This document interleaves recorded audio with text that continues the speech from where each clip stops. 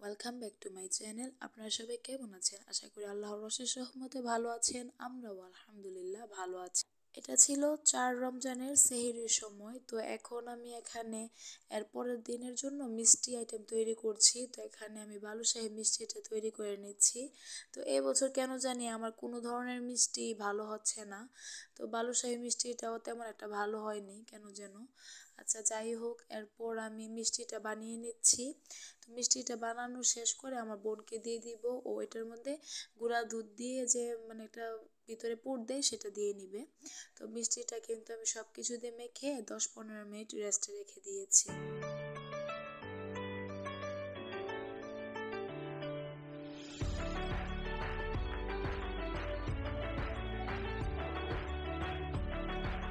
মিষ্টি আমার রাতের থেকে সকালে বানালে বেশি ভালো হয়, আমি এটা খেয়াল করতেছি।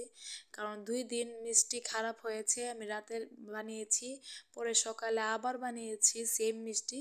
তো সকালেরটা অনেক ভালো হয়েছে। তো যাই হোক, বালুশাহিটা তো হয়ে গিয়েছে। এটা আমি আর আর দ্বিতীয়বার বানাইনি। তো এই মিষ্টিটাই হয়েছে আর কি। একটা যে অনেক মজা তেমন হয়নি, অল্প মজা হয়েছে আর কি, মোটামুটি। তো যাই হোক, এখন আমি কলিজা ভাজিটা করে নিচ্ছি সেহরির জন্য। তো সেহরির জন্য কলিজা ভুনাটা যে করতেছি, এটা আমি একটু অন্যরকম স্টাইলে করেছি। আলহামদুলিল্লাহ, সবাই খুব বেশি পছন্দ করেছে। তো প্রথমে আমি কলিজাটাকে তেলের মধ্যে খুব ভালো করে ভেজে নিয়েছি। তারপর এটার মধ্যে আলুগুলো দিয়ে দিয়েছি। তো এভাবেই করে নিয়েছি। তো আমাদের সেহরি করা শেষ। এটা ছিল পরের দিনে একদম ইফতারির সময়।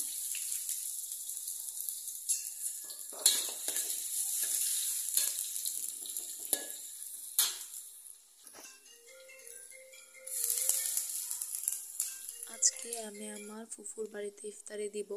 তো সেই জন্যই প্রিপারেশন নিচ্ছি। এখানে আমি আমাদের ঘরের জন্য আলাদা করে বুট ভুনাটা করে নিয়েছি। ঘরের জন্য আমরা নর্মালি যেভাবে করি, সাদাটা আর কালোটা একসাথে, সেভাবে করেছি। আর ফুফুর বাড়িতে যে ইফতারিটা দিব সেটার জন্য আমি শুধু কালো বুটটা ভুনা করে নিচ্ছি, কারণ তারা সাদা বুটটা খায় না। তো কালো বুট যেহেতু খায়, তাহলে কালো বুটটাই আমি ভুনা করে দিয়ে দিচ্ছি। তো একদম অল্প মশলা দিয়ে করে দিচ্ছি, কারণ তারা এত মশলা খেতে পছন্দ করে না। লবণ ঝাল এগুলি একটু কম খায়। তো আমাদের ঘরে তো আবার লবণ ঝাল সব কিছু একদম পারফেক্ট থাকে। তো আমি একদম হালকা হালকা করে সব কিছু বুঝে শুনে দিয়ে তারপর রান্না করে দিচ্ছি। আর টেস্টও তো করতে পারতেছি না, যেহেতু আমরা সবাই রোজে ছিলাম।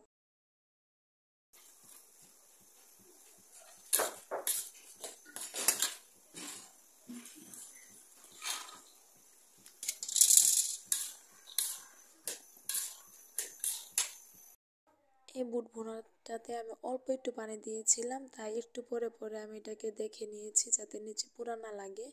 তো এরপর আমি পেঁয়াজের জন্য যে বুটের ডালটা, সেটার মধ্যে সব ধরনের মশলা দিয়ে তারপর আমি এটা মেখে নিচ্ছি। তো এটার মধ্যে আমি একদম অল্প অল্প মশলা ইউজ করেছি।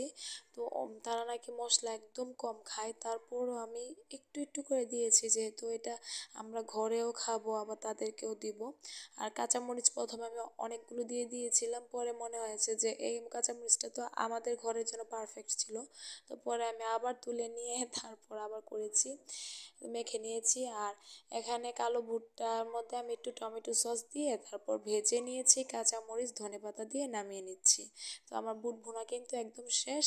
আর এখন বেসনের গোলাটাও আমি রেডি করে নিচ্ছি, সেম একদম মশলা কম দিয়ে তারপর রেডি করে নিয়েছি। যেহেতু বেসন আজকে বেশি করেছি, তাই হাত দিয়ে আমি মেখে নিয়েছি। তা না হলে তো উইস্ক দিয়ে করতে করতে সময়টা একটু বেশি লাগে, তাই। তো এরপর আমি এখন চিকেনটা রান্না করে নিচ্ছি। তো মুরগির তরকারি দিতে বলছে মাম্মা। তো সেই জন্য মাম্মা একটা দেশি মুরগি আজকে নিয়ে এসেছে বাজার থেকে, মানুষকে জানিয়েছে। তো মুরগিটাকে একদম সবটা মুরগি খুব সুন্দর করে ভালো করে প্রেশার কুকার দিয়ে আমি রান্না করে নিয়েছি, যেহেতু টাইমটা একটু বেশি লাগবে যদি আমি নর্মালি চুলায় করি। আর এখানে খিচুড়ি রান্না হবে। তো সেই জন্য মুগ ডালটা ভেজে নিয়েছি, চাল আর মুসুরির ডাল দিয়ে দিয়েছি, পোলার চাল আর কি।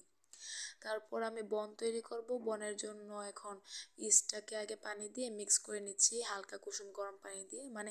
অনেক কাজ, এতগুলো কাজ আলহামদুলিল্লাহ কিভাবে যেন হয়ে যায়।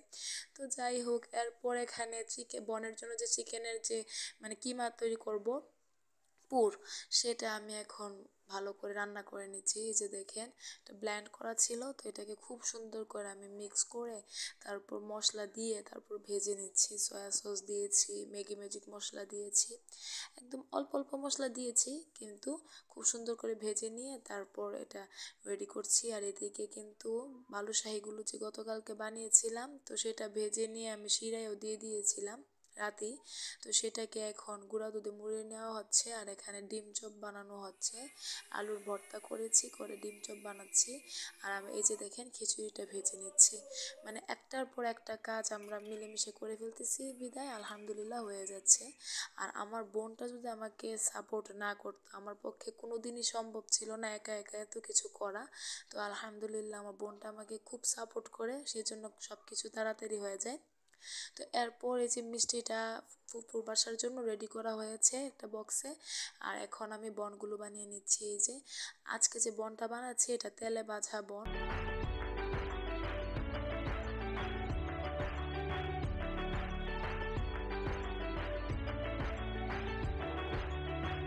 বনটা আমার বোনকে বানাতে দিয়ে আমি এখন পেঁয়াজ ও বেগুনিগুলো ভেজে নিচ্ছি, কারণ আসরের আজান হয়ে গিয়েছে। আর তাদের বাড়িতে একটু ইফতারিটা আগে আগে দিতে হবে, তা না হলে আমার ফুফু রেগে যাবে। এরপর পেঁপে দিয়ে যে বানাই বেগুনিগুলো, সেগুলো আমি কিছু ভেজে দিয়েছি। আবার আলুর চপটাও বেসনে ভেজে নিচ্ছি, এটা কিন্তু ডিম চপ।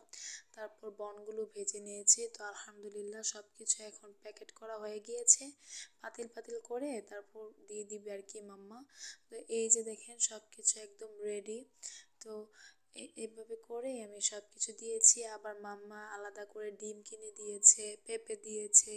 তো ফুপিরা নাকি যে মুড়ি খায় না, তো সেজন্য মুড়ি দেওয়া হয়নি। দই এনেছে, খেজুর এনেছে, এগুলো আনা হয়েছে। তো ওদেরকে গাড়িতে দিয়ে আসতেছে মানে নেওয়ার জন্য। আর এদিকে কিন্তু আমি ঘরের মধ্যে আমাদের ঘরের যা জিনিসগুলো মানে ভাজতে হবে, সেগুলো কিন্তু আমি ভেজে নিচ্ছি। এই যে দেখেন বনগুলো ভেজে তুলতেছি, তারপর বেসনের বেগুনি মানে যেগুলো যেগুলো করতে হবে আর কি। আর আমাদের মানে এই টাইমটাতে একদম লাস্ট সময়টাতে একদম গ্যাস থাকে না কেন যেন। তারপর আলহামদুলিল্লাহ সব কিছু হয়ে গিয়েছে। তো আজকে আবার আমার আপু মনে এসেছে, আমার বোনের মেয়েটা আলফিয়াও এসেছে। তো অনেক ভালো লাগতেছে। তো আমার আবার ভাজাভাজি একদম শেষ, আজকে তাড়াতাড়ি করে ফেলেছি। তো এখন আমরা সবাই একসাথে বসে এখন ইফতারি করে নিব। তো ফুফুর বাড়িতে তো ইফতারি দেওয়া হয়ে গিয়েছে। তো যাক, একে একে সবার বাড়িতে ইনশাল্লাহ ইফতারি দেওয়ার চেষ্টা করব। তো আজকের মতো এ পর্যন্ত। আপনারা সবাই ভালো থাকেন, সুস্থ থাকেন। আল্লাহ হাফিজ, আসসালামু আলাইকুম।